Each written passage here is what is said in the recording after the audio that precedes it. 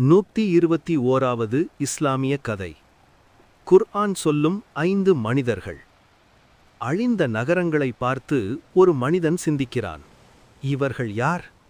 குர்ஆன் நமக்கு நினைவூட்டுகிறது. அல்லாஹ் எச்சரித்த 5 மனிதர்கள் பற்றி. முதலாவது ஃபிர்அவுன்.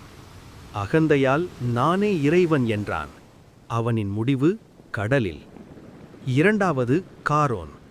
செல்வத்தில் பெருமை கொண்டான். பூமியே அவனை விழுங்கியது. மூன்றாவது ஹாமான்.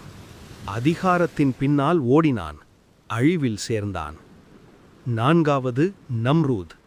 அல்லாஹுவை எதிர்த்தான். ஒரு சிறு உயிரே அவனை வீழ்த்தியது. ஐந்தாவது அபூலஹப். நபியை எதிர்த்தான். அவனின் பெயரே குர்ஆனில் எச்சரிக்கையாக மாறியது.